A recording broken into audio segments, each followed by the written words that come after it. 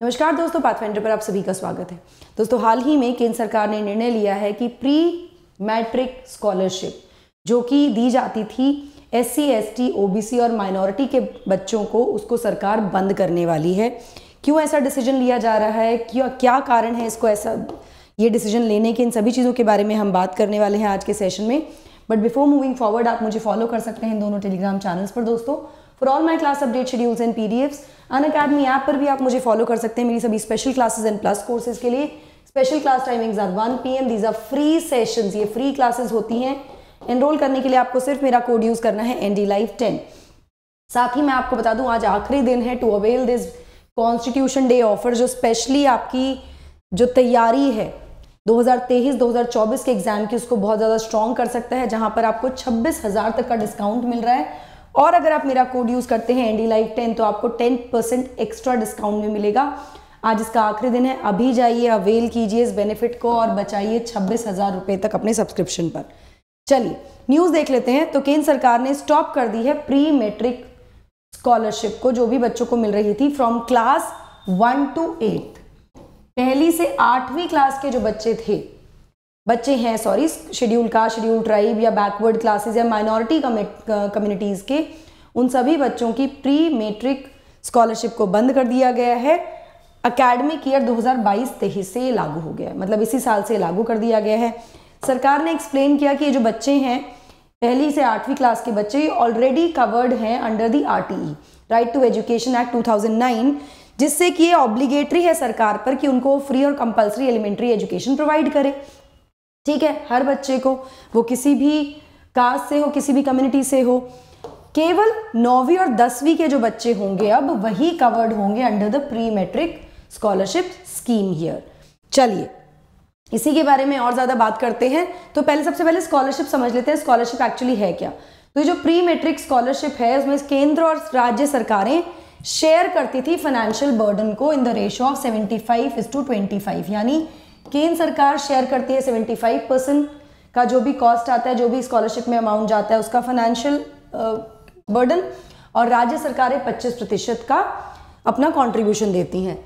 कोई भी बच्चा वो एलिजिबल है इस स्कॉलरशिप के लिए किस कंडीशन में, जब उनकी जो पेरेंटल इनकम है सभी सोर्सेज से मिला के वो 2.5 लाख पर एनम से ज़्यादा नहीं है। ठीक है, एनुअल इनकम 2.5 लाख से ऊपर नहीं होनी चाहिए, तभी बच्चा इस स्कॉलरशिप के लिए एलिजिबल होगा। ये पहली से 10वीं क्लास के बच्चों को प्रोवाइड की जा रही थी अभी तक, अब इसको रोक दिया गया, केवल 9वीं और 10वीं के बच्चों को ही अब ये अवेलेबल होगी। यहाँ पर SC और OBC कम्युनिटीज़ जो थी वो आती थी under the ministry of social justice and empowerment, यहाँ से स्कॉलरशिप प्रोवाइड की जाती थी। ST students under ministry of tribal affairs और minority under the ministry of minority affairs. ठीक है, चलिए इन बच्चों को स्कॉलरशिप मिल रही थी, और कितना अमाउंट और क्या स्कॉलरशिप थी ये भी देख लेते हैं। तो 225 रुपये पर मंथ दिए जा रहे थे डे स्कॉलर्स को स्कॉलरशिप के अंडर, 525 रुपये पर मंथ हॉस्टल रेसिडेंट्स को 10 महीने के पीरियड के लिए पूरे साल में। तो 10 महीने तक इन बच्चों को जो भी एलिजिबल होते थे ये अमाउंट मिलता था पहली से 10वीं क्लास तक। Now it will be confined to only 9th and 10th standards, क्योंकि सरकार ने क्या कहा है, सरकार ने तर्क दिया है कि पहली से 8वीं तक के बच्चे ऑलरेडी RTE में कवर्ड हैं। ठीक है, इसके अलावा बुक्स और जो भी एडॉक ग्रांट होती थी फॉर डे स्कॉलर्स वो 750 रुपये की मिलती थी, और 1000 रुपये हॉस्टल रेसिडेंट्स को मिलता था सरकार की तरफ से अंडर दिस स्कॉलरशिप। ठीक है, नाउ इस साल करोड़ों बच्चों की एप्लीकेशन आई और उनको रिजेक्ट कर दिया गया, खारिज कर दिया गया। आधार में आपको बता चुकी हूँ। तो करोड़ों बच्चों ने अप्लाई किया था स्कॉलरशिप के लिए इस साल भी, लेकिन क्योंकि एलिजिबल अब ये हो गई है 2022-23 के सत्र के लिए ही, तो जो भी बच्चों ने अप्लाई किया होगा वो खारिज हो गई हैं, रिजेक्ट कर दिया गया है उनको। जो भी एप्लीकेशन पहली से 8वीं क्लास के बच्चों की थी उनको मिनिस्ट्री के द्वारा रिजेक्ट कर दिया गया है। केंद्र सरकार ने नोटिस भी भेज दिए हैं सभी राज्यों और यूनियन टेरिटरीज को कि जो भी इंस्टीट्यूट नोडल ऑफिसर्स हैं, डिस्ट्रिक्ट नोडल ऑफिसर्स हैं या फिर स्टेट नोडल ऑफिसर्स हैं, वो एप्लीकेशन को वेरीफाई करें केवल 9वीं और 10वीं क्लास के बच्चों के लिए। इस संबंध में जो भी लोग एजुकेशन सेक्टर में काम कर रहे हैं, जो पेरेंट्स हैं, उन्होंने अपोज किया है इस मूव को यूनियन गवर्नमेंट के। आपका क्या कहना है, आप जरूर मुझे बताइएगा दोस्तों यहाँ पर।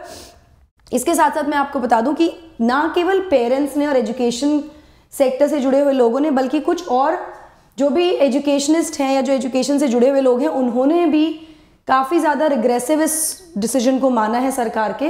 रिस्पॉन्स क्या आया है, सबसे पहले देखते हैं। डॉक्टर वीपी निरंजन आराध्य जो कि डेवलपमेंट एजुकेशनिस्ट हैं, उन्होंने कहा है कि काफ़ी अनफॉर्चुनेट मूव है और एम्फेसाइज करना चाहिए, एम्फेसाइज होना चाहिए the need to incentivise children. बच्चों को इंसेंटिव्स देने की तरफ मतलब ये जोर होना चाहिए सरकार का इन सभी कम्युनिटीज से, ताकि बच्चे स्कूल के एजुकेशन के मेन स्ट्रीम में जा सकें। जो भी स्कूल की बुक्स हैं या टेक्स्ट बुक्स हैं, यूनिफॉर्म है, साइकिल, शूज, स्कॉलरशिप एक्सेट्रा, ये सब क्या करती हैं, ये एक तरह से जो वल्नरेबल सेक्शन है सोसाइटी का, from the children coming from the backward classes, SC ST, उनको एक इंसेंटिव की तरह होता है और वो इस इंसेंटिव से स्कूल में आते हैं, एनरोलमेंट कराते हैं। अगर ये सब बंद कर दिया जाएगा तो कहीं ना कहीं एनरोलमेंट भी डिप होगा और जहां हम 100% एजुकेशन या 100% लिटरेसी की बात करें, शायद उस गोल को अचीव करना थोड़ा कठिन हो सकता है।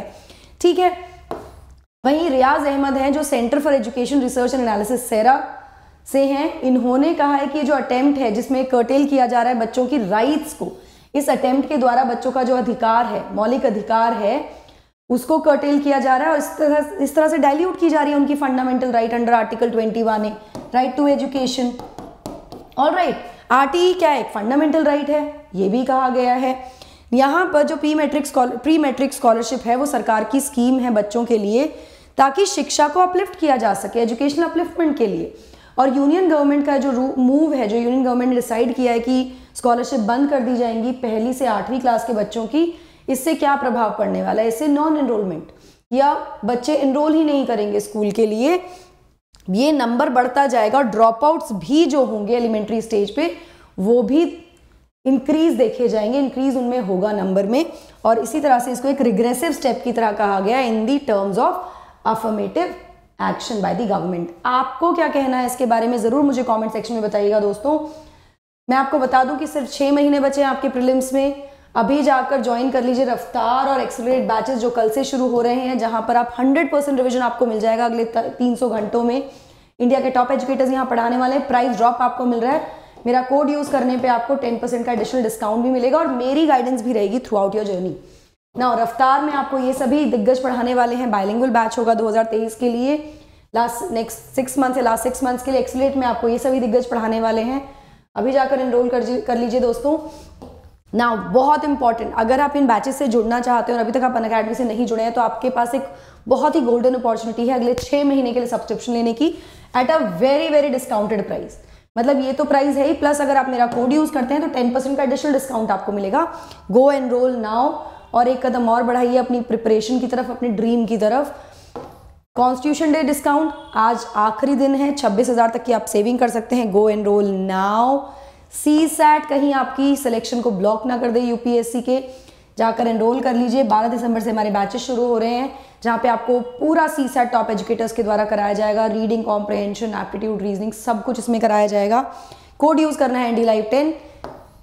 EMI का ऑप्शन भी अवेलेबल है। That is it from my side. I hope you like the session. Don't forget to like, share and subscribe to the channel and also hit the bell icon so that you get notifications about our latest updates. Thank you so much. God bless.